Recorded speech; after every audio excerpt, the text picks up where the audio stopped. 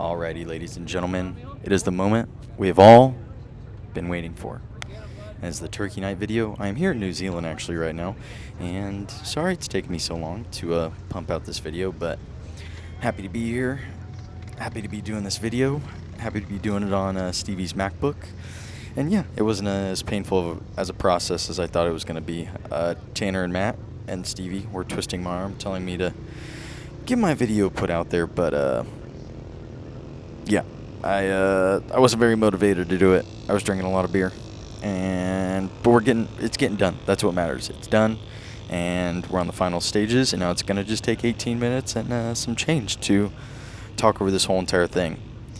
But yeah, we got all of it in one jam-packed video, and hopefully you guys enjoy the ride. Sit back, have some popcorn, maybe a Diet Coke or some piss, as the guys out here down under say it.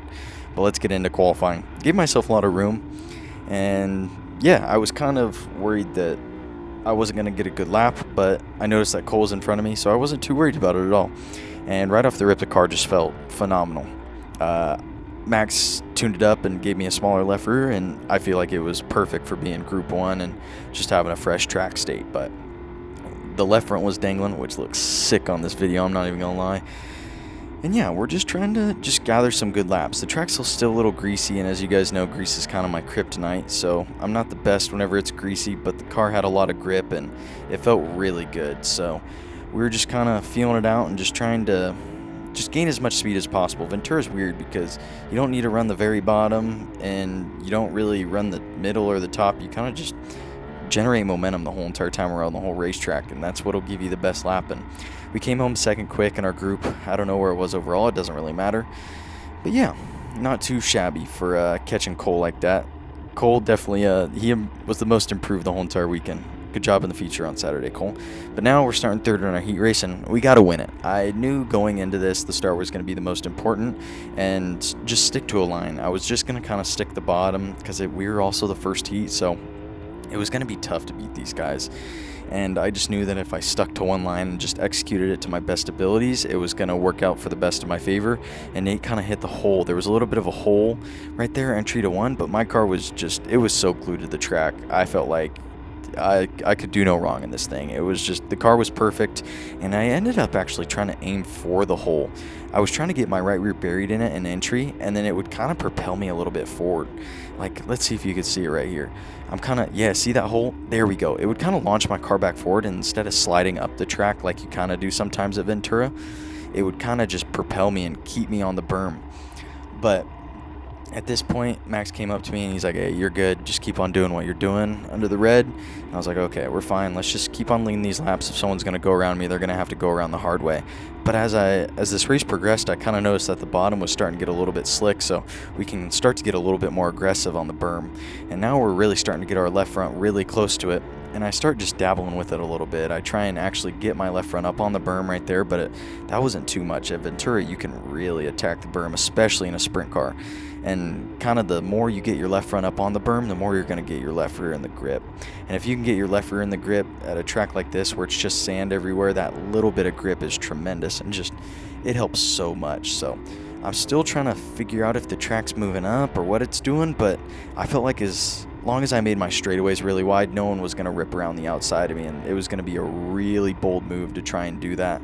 So I'm just trying to make my straightaways as wide as possible. Like, we're really getting up there by the wall on the straightaways. So that way, if somebody has to do something crazy to get by me and earn the dash spot, they're really going to earn it. But we just keep on floating it up on the straightaways and trying to hit the apex to the best of our abilities. And yeah, ultimately we came home with the heat race win. And after the checkered, I had to try it to see if the top was faster, and it kind of showed me that the bottom was the place to be. Same thing on this start. Water runs downhill, so kind of arc it open and run with the water downhill, and that's going to be your best bet. But under pace laps, I noticed that there was kind of a smooth lane right through the middle that wasn't all rutted up, so that was kind of my game plan for going into the first corner. Since I was on the outside, I knew Jake or no one was going to let me just go to the bottom, and there's no way any of the guys around me were going to give up the spot and just let me crowd them down into the bottom and give me a clear lane. So I was like, okay, well, I guess we're just going to have to stick the middle, and ultimately it worked out in our favor, and that was really good. And I actually felt really good and noticed that KT was trying to run the bottom, and bottom was not fast, KT. Should have moved up a little bit earlier there, buddy. But yeah, we sucked his stickers off, and that put us into second. And now we can kind of control the pace of the race with Daison and just kind of lead him on and just hang tight, because I feel like in Ventura, being in second is kind of the place you want to be, especially late in the race. But under the yellow, I noticed that the bottom was still getting really slick, and probably my middle groove wasn't too bad.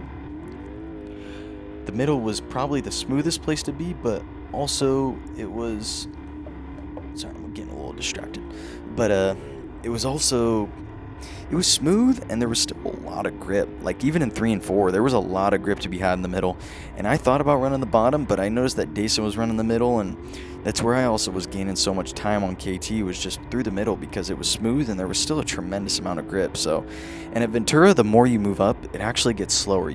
If you're going all the way up to the fence, you kind of have to be up against the curb, or else you're just losing speed. And it's kind of it's a tough spot to be in, because you don't want to be the first guy that fully moves up to the curb and then you run the curb and it's slow and you toss the nose because it's a big sand pile up there. But you also don't want to be the last guy that gets up there, because if somebody's blasting the curb down and kind of getting more speed down the straightaways, they're going to be able to slide you and clear you by a lot, and they won't even have to block the slider going into the next corner, just because they suck your stickers off with so much more speed going into the corner that it's kind of a screwed up spot to be. But now we're really just hounding on Daison, and I'm like, okay, we're in a really good position here, and we're catching lap traffic, and Daison has no idea where I'm running. And I bet the last place he thought I was running was going to be the middle. So we try and throw a slider right there, and I gave Daison a lane because I didn't want to just put my right rear into his left front and ruin his race like some people did in this event. But yeah, I know that he has no idea where I'm running, so I'm really calm in this moment, and he's probably thinking as if I would be in the lead. It's either the top or the bottom, and there's no way the middle's that good.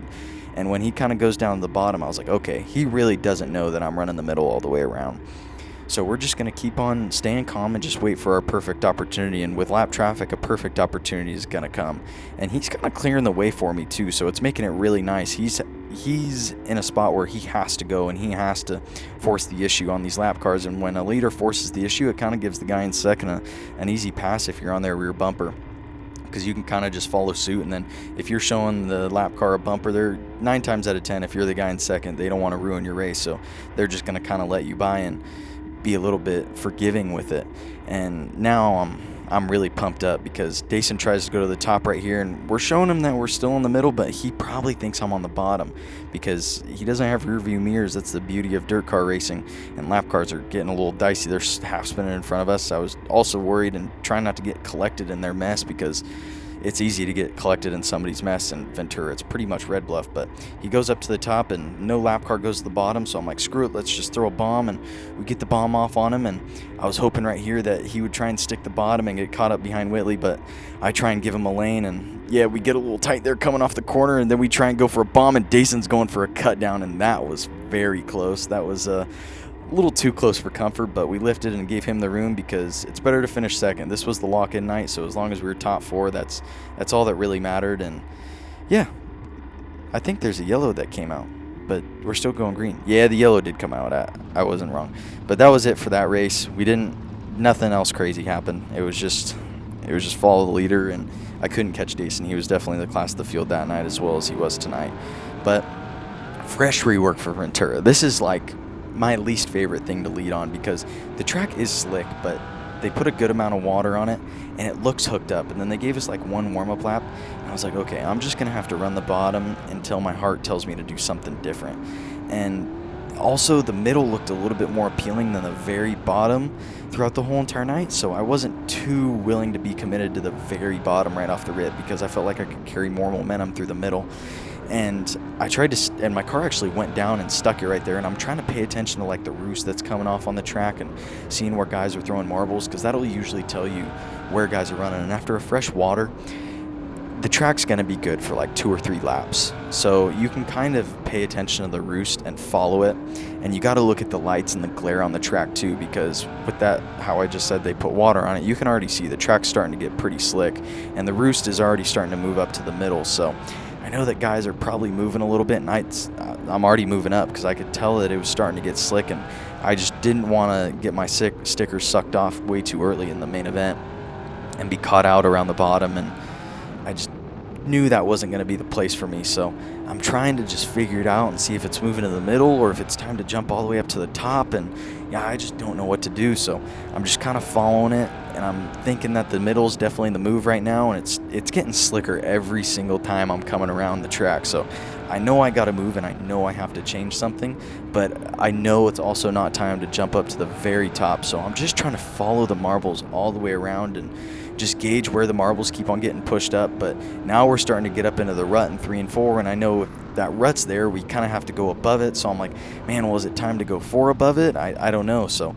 under the yellow, we were packing it down, and I could see that the grip was definitely there, but it was still a little bit too marbly. And I know the guys in the back are going to probably still be running the bottom and very low middle, and they're still going to be throwing a bunch of marbles, and I don't want to be the first guy that goes 4 above it. So like in the heat race, I'm trying to use that rut to kind of propel my car forward, and Daison's showing me a nose on the bottom, so I know the bottom's still good. But also, if I run the bottom in one corner and he says screw it and he goes 4 above it and gets a good momentum line on me, I'm going to also be caught out, and he's going to have way more momentum and slide me. So I know that it's also going to be really tough for him to slide me if I have a lot more momentum coming off the top of 3 and 4. So I'm just sticking to it. I'm sticking to my guns, and we get a little tight right there because I tried to see if the rut would really hold me right there, and it doesn't.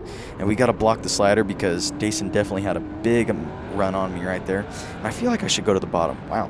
I do go to the bottom because Daison was kind of showing me a lane on the bottom, but I couldn't stick it as well as I really wanted to. So it's still kind of all up in the arms or up in the air, and now I'm kind of guessing every once in a while Ventura will get a weird slider line in 1 and 2 when it's not that gripped up.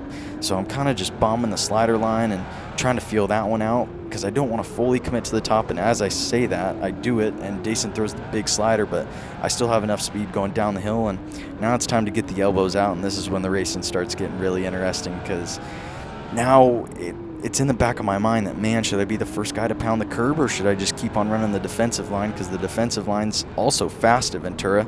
You're not going to lose a bunch of speed, but I feel like Daison was gaining on me the most in 3 and 4 in the bottom. So switch up the lane to the bottom in 3 and 4 and just end up kind of doing the same thing in 1 and 2 because I don't want to be the first guy to jump up to the top. And I know there's going to be a yellow, and when there's a yellow, you can also kind of feel out the top and kind of gauge where the curb's going to be.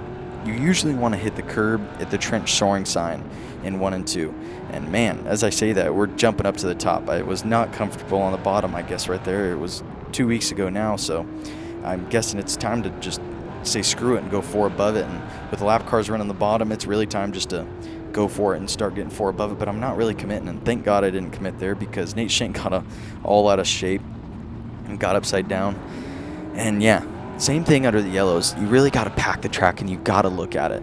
And Max under that red told me Daison's gaining on me a lot because he's entering higher and harder than me in 1 and 2. So, ooh, yellow light comes out, and we really try to go 4 above it just to gauge what my car is going to be doing. We adjusted the shocks a little bit, and yeah, I'm thinking it's just time to go full kill with the whole car and the whole setup and the whole line. So, yeah, we're at where we were the first night, and now it's time to just start ripping the curb. But I should have just jumped up. Looking at the video, I should have just started blasting the curb right now, and I would have rather lost it by tossing the nose than not running the right line. And I feel like I'm entering appropriate on entry, but I'm just not getting as active as Daison was in the middle of the 1 and 2. After when he passed me, I noticed that, and I was like, damn it. But you know what? That's how it goes sometimes. It was still a really good race, and we really got after it. So, yeah, now it's just time to kind of just follow suit and plug some laps on the top of Ventura. I really love Ventura when it's like this.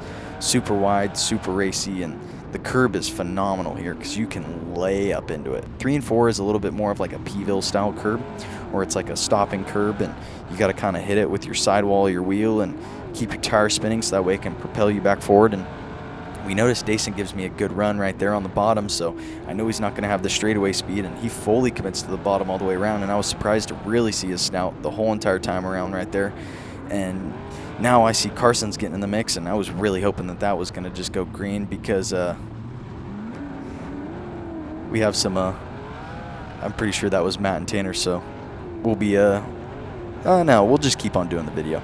They just showed up to the hotel room, but now it's time to just fully commit and just go 4 above it. But it's so hard being the catbird. Like I said, previous in the last feature. It's tough running the top and not knowing where the guys are behind you, because I don't know if Daison's fully committing to the bottom, or if he's blasting the curb harder than me, or if he's diamonding, or if he's running the curb all the way around in 3 and 4. It's kind of just a tough situation to be in, I feel like, leading these races. And honestly, it's better to just go 100% and full kill and die on the sword and live by the sword. But you know what? It's dirt racing at the end of the day, and second isn't anything to shake a stick at. And we're actually really starting to get up there now. We're starting to dangle the donuts going into the corner, and that's looking pretty badass up here on the top shield cam right here with the inland rigging on the hood. And man, now it's time to really get after it, and I'll let you guys just enjoy this.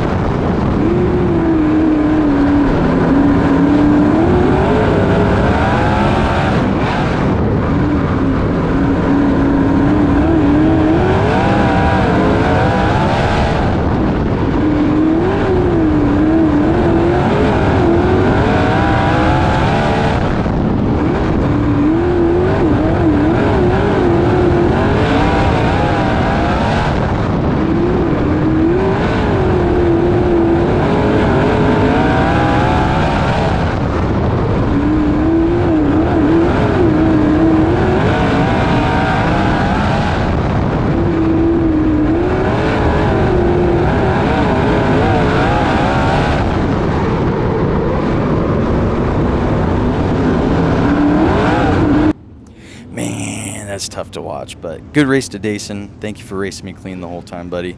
I really appreciate it. That was a barn burner for 2 nights, and hopefully Bo brings back out the Avani 88 or 86, whatever the hell Chad's number is. But hopefully they get to come back out and we get to do another duel in the battle at the beach. But thank you to Max. Max was super goated on the wrenches all weekend. I never tried a 6 off before, and I never tried an RD right rear, and those Hoosier tires were gripped up all weekend, and the 3 was on rails. So thank you to Hoosier for the awesome tires, and thank you to Max for the super tune, and thank you for everyone who believes in me, Stevie and my parents and all my sponsors. And we'll see you guys down under.